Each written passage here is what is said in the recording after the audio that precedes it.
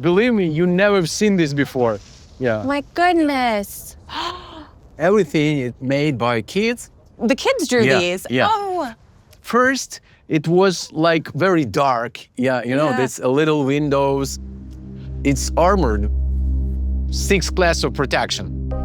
We had some really dangerous circumstances because we are rescuing Ukrainian children kidnapped in Russian occupied territories. For Russians, our kids, it's a tool. Main plan of Putin, turn Ukrainian children into Russian children. Give them Russian citizenship, force them to go Russian school, singing Russian anthem, swear to Putin, to Russia, force them to fight their own country. They erase Ukrainian identity. But that's why what you do is so important. You save a child, you save a family, and we have to return them all. Yes.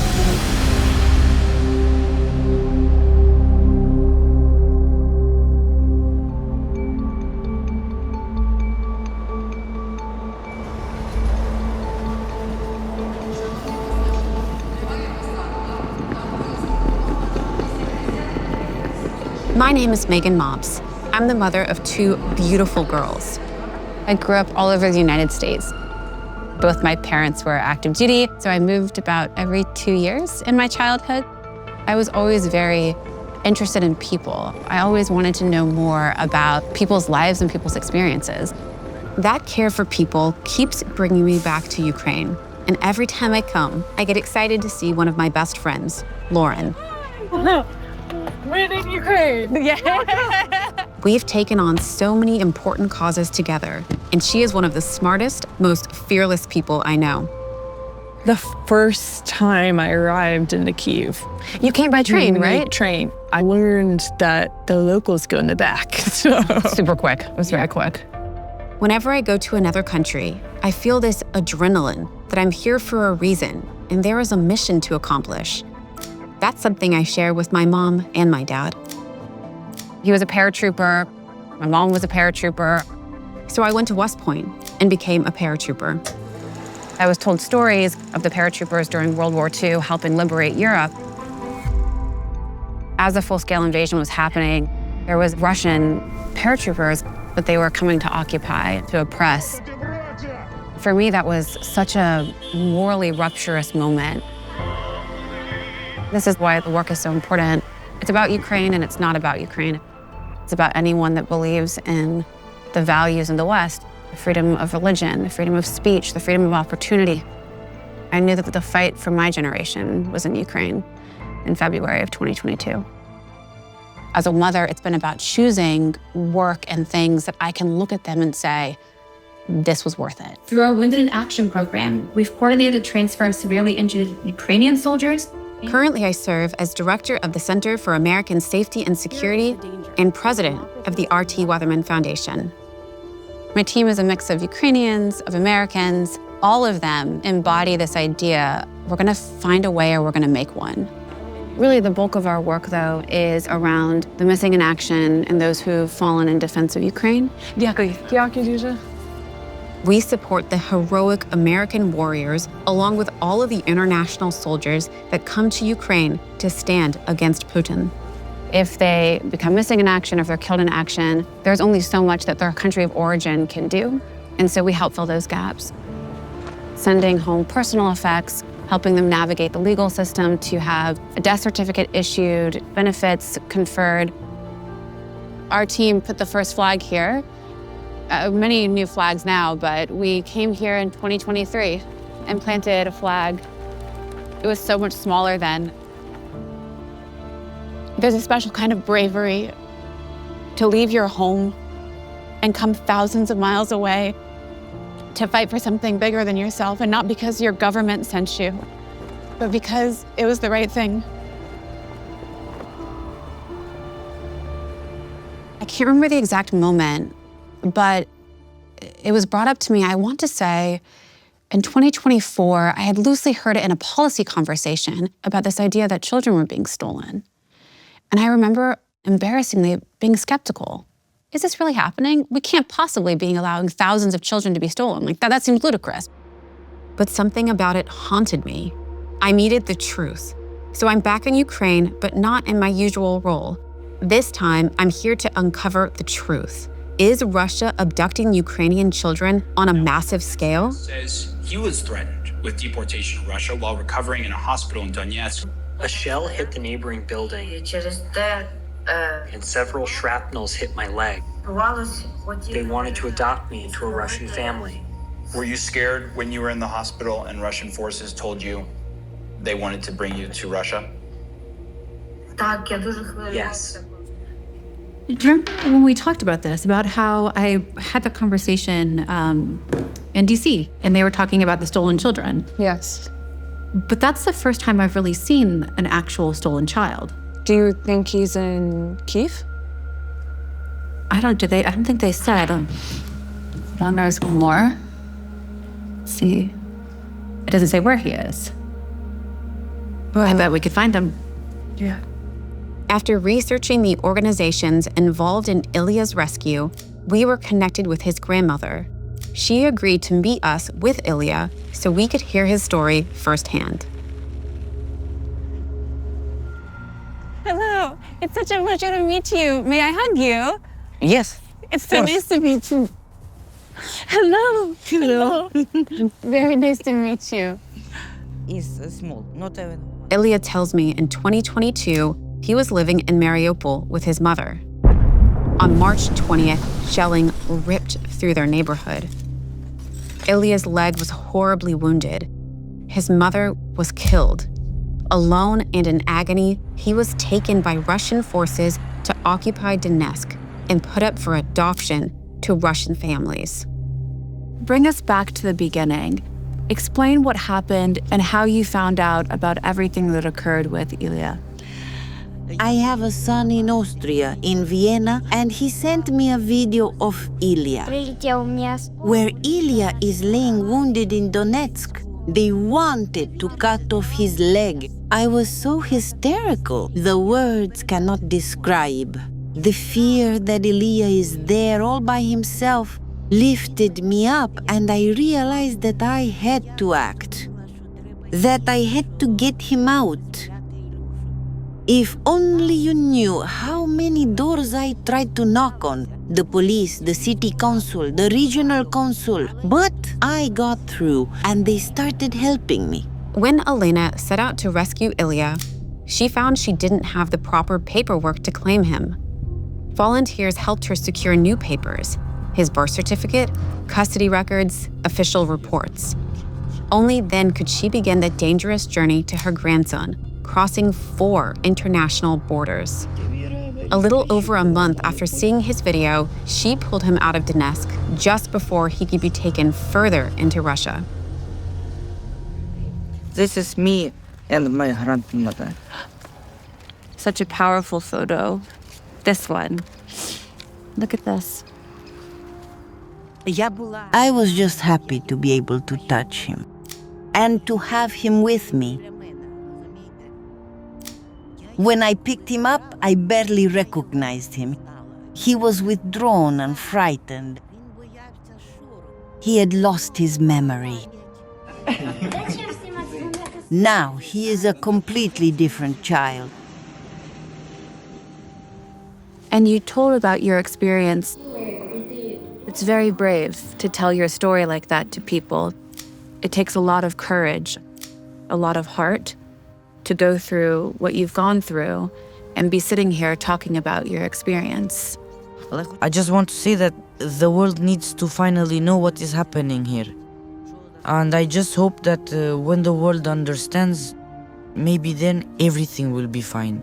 This is very true, that the world has to know what's happening here, what's happening to young, very brave boys like you who had to become men far too early. But I am so moved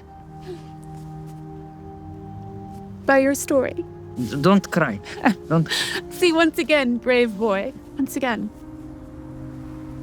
Ilya said the world needs to understand what is happening here. That felt like a call to action to me. So I began digging deeper, only to realize that this was just the first glimpse of a far more horrifying reality. Lauren, have you heard about this catalog of Ukrainian children, about catalog. This is child trafficking. Russia launches catalog of Ukrainian children for adoption, sorted by eye and hair color. By traits, and you can go on and literally select a child. And they're listed as orphans or children left without parental care. And you can filter it, not even just by their traits, but by your preferred form of guardianship. The database should serve as evidence in the investigation of crimes committed by Russia. In this case, we're talking about human trafficking, specifically the tracking of children. It's unbelievable. Can you imagine as a mom opening this and seeing your child, that someone could just go in and search for them and pick them? It makes you think about your own kids or, my niece, nephew, and what would happen if they were stolen. Who brings them home? For years, I have worked to heal families torn apart by the war in Ukraine. Still, I didn't fully understand the scale or system behind Russia's abduction of Ukrainian children. How are they taken? What happens to them? I began seeking out experts to uncover the truth. What is happening to the children of Ukraine? Before full-scale invasion, Russians created a specific methodology how they could remove children from occupied territories to Russia. One of the elements of this system is changing all documents. Every certificate of birth, passport, medical document, with changing names, date of birth, the place of birth. It's really hard to find these kids. We still desperately need information, and Russia refused to give any information to Ukrainian authorities or anyone. What we know, at least 19,546 children are forcibly deported to Russia, but it's only identified number, yes. So it could be more than this number. This is just the identified number. Yes, it could be rather more. Where are our children? Because 1.6 million children we lost due to occupation of territories for 11 years of war, and only 20,000 have been identified. When Russian forces occupy a new territory, they often target the most vulnerable, orphans, with no one to protect or to speak for them. Yes, we have a charitable foundation called My Home. We had children from 4 months up to 4 years old. Some of these children were really sick. And when the Russians came and they seized Kherson, they came and said that they will take the children. I don't know what they wanted to do, but they took them away. And what happened next, I don't know. Why? Why the kids? What do children have to do with war? It is shocking to me that tens of thousands of children could be taken in the 21st century. Talk about what it's like for stolen Ukrainian children. For Russian occupation power, next step is to Russify Ukrainian child, forcibly transferring children from one ethnic group to another. To truly understand Russia's system of abduction, you have to listen to the children who were trapped inside it. Valeria was just 15, living outside of Kherson when Russian forces occupied her town, and for nearly 2 years, her life was no longer her own. Your life changed very suddenly. What do you remember about your journey? It was in the fall. All of our school grades were called together. Parents were called and told that regardless of age, you are going to have to let your children go. Our passports were collected, and we left the next morning. And I remember that the square, it was just full of children. There were probably 15 buses. There were also soldiers on the buses, and they made sure that the children did not get up and raise their phones high to take pictures of what was happening outside the window. The goal was to take away all of the children, and they succeeded. There are almost no children in the city. I was just living a terrible and absurd life. which I was not responsible for. If you identify as Ukrainian, they can do anything pretty much. They can give you 15 sentence year in prison. I couldn't even mention Ukraine at home because I was scared for my life. I remember they took all of the Ukrainian books in the library, even just poetry, and burned it. They burned the books? Yeah. They took the truck full of Russian books and switched it. They looked artificial for me. You can find in Russian books for school children that Russia is a victim. They instilled hatred towards Ukraine. Sometimes they try to create a summer camps in Russia territories, and they said, we have no choice to do that because it's very dangerous. They come, they occupy the schools, they take over the curriculum, and then they say, God, the war that we brought to your village and town makes it very dangerous. We're now going to send you to a summer camp.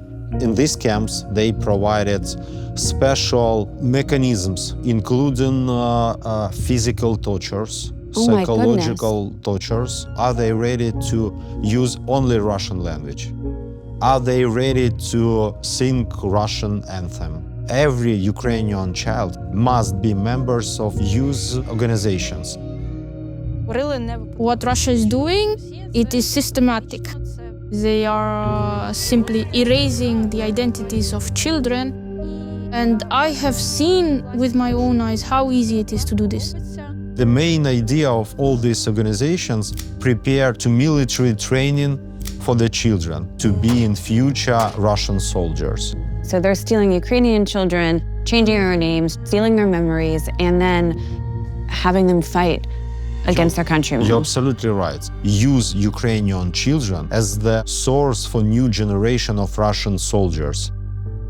I was stunned and sickened to learn that Russia was grooming Ukrainian children to serve and possibly die in its army fighting against their homeland.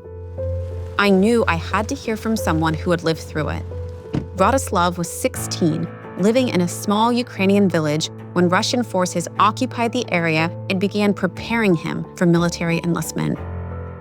They wanted to take me somewhere to get a Russian passport so that I would be a Russian child. Every morning, we had to wake up to the Russian anthem. If we didn't do this, we were punished. They did not release us anywhere, and they took our phones away from us. We were sent to a military school. At the time, we were 17 years old. There, we learned how to disassemble and use a machine gun. They also taught us how to use grenades. We thought that since we would be 18 soon, that they would send us to fight against our own people. That was very scary for me. For children like Radoslav, refusing to take part in military exercises brings severe punishment. Even speaking of abuse suffered under occupation can endanger a child's life. We've hidden the identity of one boy who told us how acts of protest quickly placed him in grave danger.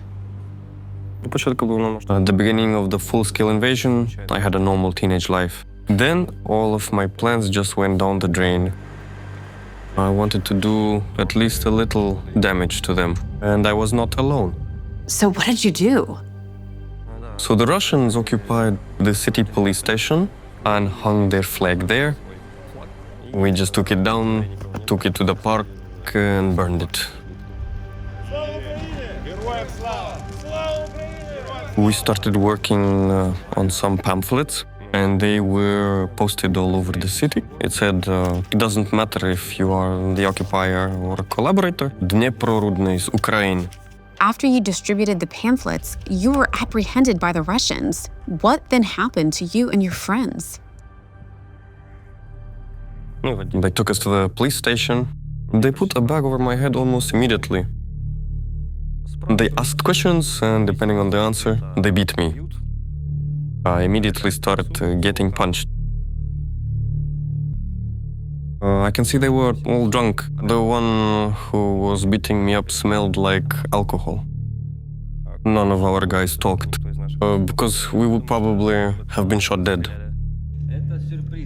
They started connecting something to my pinkies. I thought they were going to pull out my nails. It turned out that they had connected me with wires to a field phone to electrocute me.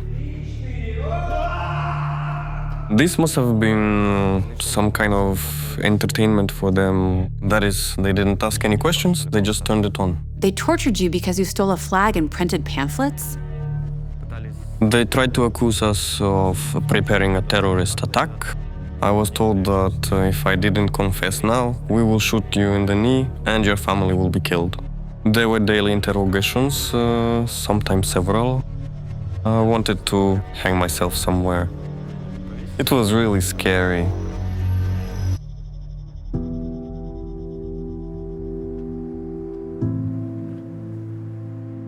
I've always been drawn to people in their darkest moments, wanting to offer hope, comfort, some small light. But the weight of it all can be overwhelming. And some days I feel myself worn thin trying to hold it all. That's when I call my girls. Hi, girls. How are you doing? Good. I'm just missing you. Oh, it is still so cold here. I hear their voices and remember just how much this truly matters. All right, yes. Please send me a message. I want to know all of the details of your day and everything that happened that I missed. Okay, love you, Mom. Love you. Love you guys. I love you. Bye, bye, bye. Bye, bye, bye, bye. Bye, bye, bye. Bye.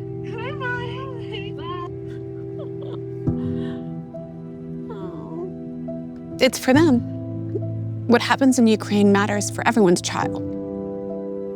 How do you sit as a parent and say, I believe in God, I believe in innocence, I believe in an obligation to do what is right, if you don't do something about it, if you don't actually fight?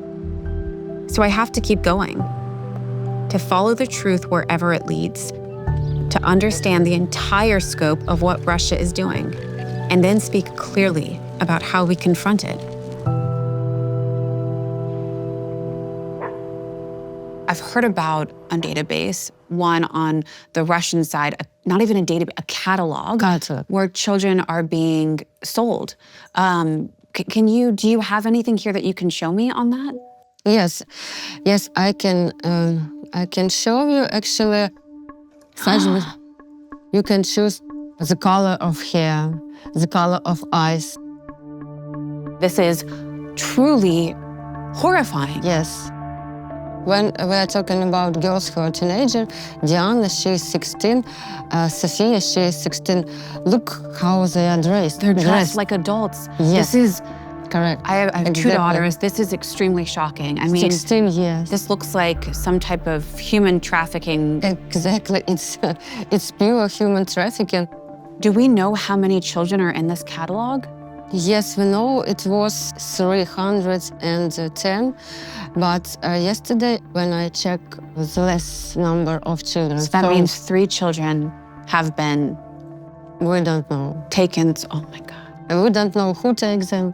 Or we don't why, know or whether, for what. For what reason, what they are going to do with those children. Of course, the goal to make from boys Russian militaries, and our girls should be young moms. They have methodological recommendation which spread amongst teachers. So they said that when girls 11, she could fall in love. 11. When girls around 13, 14 start to make sex with somebody. At 13 or 14? Yes. In 16, she have to give birth to her first baby. In 19, the second one. It's something like a firm for new Russian citizens. For decades, Russia has struggled with low birth rates. Demographers in Moscow are saying the population is shrinking fast. Russia's birth rate is at a quarter of a century low, and the authorities are desperate to boost it. Compounding the crisis, abortion rates remain high in a country that was the first to legalize the practice, and for decades led the world in its prevalence. In 2020, the country had almost 400 abortions for every 1,000 live births. Rather than improve lives for Russians and increase birth rates, Putin's plan is to steal Ukrainian children and force them to bear large Russian families. We now understand Putin's goal, what they want to do with our children, what they want to do with Ukraine. We could lose our future, our future of Ukraine, because if we wouldn't rescue these children, we will not exist maybe in 10 years, 15 years. We are fighting for our future, for the future of Ukraine. When you see Russia's plan in its entirety, it's terrifying. I had to tell Lauren everything I learned. On my way back to the office, I was reminded of another brutal front in this war. Russia's deliberate drone attacks on Ukraine's energy grid, leaving millions without power, without heat, and in the dark. Lauren, I didn't realize the scale of this. I think it's one thing to read it, to see these numbers, and then actually meet the children and really hear their stories and how terrified they were, but also how brave. And that the system is still happening. And well, exactly, it's happening right now. It hasn't stopped. All of this has been done systemically with a methodology. And that no one's talking about it. And that blows my mind. I'm not sure how you solve this problem. The scope and scale is massive of this effort by Russia to take Ukraine's children. What is involved to bring Ukraine's children back? The more hardest for all of us is how to find any information about Ukrainian children from Russian side. Many of this information cleaned from social media. They connecting with us. They're reaching out to you. They're connecting with you, so they're reaching out. Yeah, and they telling us, please rescue us. I was talking with this volunteer woman from this organization. I don't even have white passport. And she told me everything I need to do. This work is so dangerous. Help us better understand the risks that you face and the risks that your team faces. Each child's rescue is its own individual situation, and it's important for us to think through the risks and challenges that are unique to each child in advance. Someone may be tortured. Someone may be taken away if I don't prepare them properly. If there is a mistake somewhere, the person may never come home. You take on such a responsibility to do everything you can to help and bring the child back. What story will they tell? What documents are needed? Russia's borders are controlled by the Federal Security Service, the FSB, the successor to the Soviet-era KGB, known for its brutality and cruelty. Behind its checkpoints, interrogations can last for hours or days. Human rights groups have accused the FSB of prolonged detention, torture, and abuse.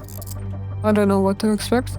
What will Russians say? These humiliating things that Russians do in like captivity. It took me a month to prepare a decent story for border crossing because there they thoroughly check you. They were just like robots with no empathy. It's scary because you don't know what will go wrong. They ask you tricky questions like, how much money do you have on your card? Or what banks do you use? My phone, it was also checked. All my documents were recorded along with my interview. To make the journey even more harrowing, Russia has closed all the crossings into Ukraine, forcing travelers onto long, indirect routes through foreign countries with unfamiliar languages. Then the planning process begins. Where does the best and safest route go through? It is no longer possible to cross into Ukraine from the Russian side. I know that you can cross from Belarus. In Belarus, you can enter without an international passport. In Minsk, there is a Ukrainian embassy. In the embassy, you can get a document to return to Ukraine. When I was leaving, I realized that I would be traveling alone. Now I think that it was very risky, but at that point I didn't think about the risks at all, honestly. I deserve freedom and I deserve to live in Ukraine-controlled territories, and it gave me the power to like just be brave and do this. I have always associated myself with Ukraine, and I am happy to be in my home now. I want to live here. This is my motherland. Everything is dear to me here. War is inherently horrible. War is one of the darkest aspects of humanity. And throughout history, there are millions of examples of the brightest moments of humanity shining through and the most horrific, inhumane moments. For years, I have seen remarkable courage from Ukrainian soldiers fighting against a powerful enemy. Now I am seeing a new kind of courage.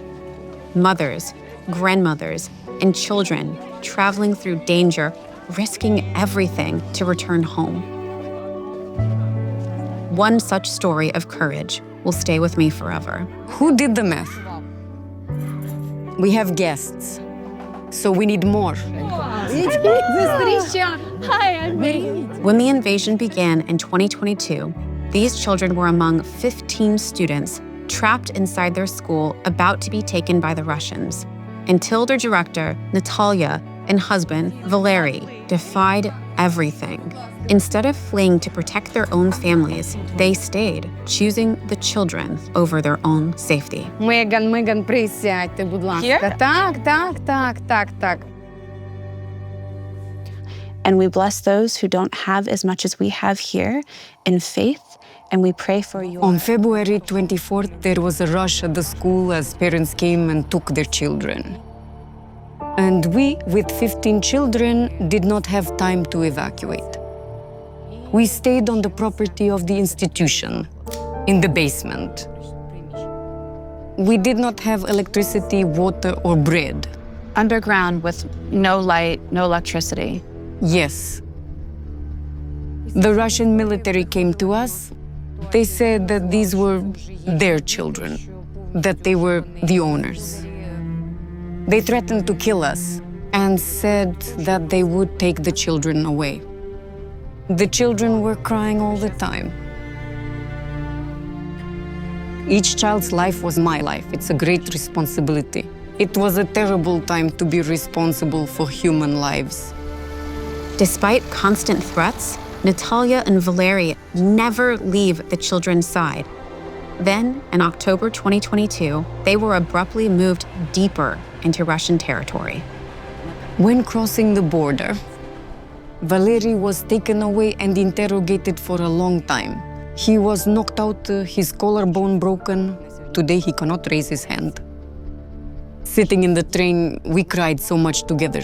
And he said I wanted to jump out. I remember his tears so well. I tell him, Valery, I'll do everything possible and impossible. I promise we'll get out of there. We will come up with something.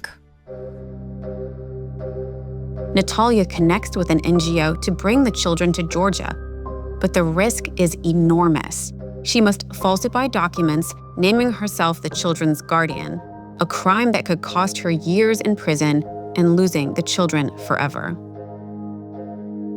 I told all the children that no matter what happens, even if we are separated, remember, in Ukraine, everyone knows about you. They are waiting for you. They will return home to their families. We arrived at the border at 9:30 in the morning. 5 hours of interrogation.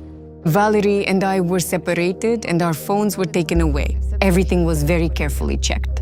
I said, God, gather all your strength and let them understand we need to be let through. Please protect these children. Then the door opens and he says, we are allowed to leave. What a miracle. Sure. I couldn't believe it at all. We were so excited when we arrived and saw the billboards with glory to Ukraine. At that time, continuing on to Ukraine is too dangerous. They remain in Georgia for 3 years. Just days before I met them, they finally set foot on Ukrainian soil again. After more than 3.5 years, they were home. I have one son of my own, and I dreamed of having many grandchildren. And so God made it so. Now I think I will have many grandchildren. Yeah, I thank Mamel and Batya for saving us, for not being afraid. I am also grateful to Mamel and Batya for what they did for me, for teaching me a lot of things. The biggest hero is Mamel and Batya. They did everything necessary for us to be in Ukraine. Actually, the heroes of the story are all of you. Thank you for sharing your home with me, your family with me, all of your stories. I will carry you with me in my heart, and I hope that I can open my heart to you all and I can come back and visit again in the future. Thank you for having me. Thank you. Thank you for having me. Thank you so much. Thank you. Hi. Oh, it's cold. It is very chilly. All right. All right. I can't believe I'm leaving. I'm gonna miss you and the team. I can't wait to get back to you guys. But I feel like I have to go home and make sure this is told and these stories are told, and then I'll come back. Not only was I mistaken about how truly real this problem is, that it is a scale of organization and system that is unbelievably insidious. The problem feels so big. What do you do? Part of what we are called to do is evangelize. Speak about what is happening. What we're talking about here is intentional genocide. There is hope on returning these children. There is opportunity here to help bring them home. The only way all of this stops, the only way children are reunited with their families on a massive scale, is if enough people begin talking and then world leaders are forced to act. I call on all to ensure that accountability follows from Russia's unlawful deportation of children. All the free people of the world need to be united in making sure this is roundly condemned. If the world can't rally around stolen children, we've completely lost our way. For me, this is the continuation of a calling that has burned in me my whole life, to stand against evil, to lift up those torn apart by war, and to do everything in my power to help make families whole again.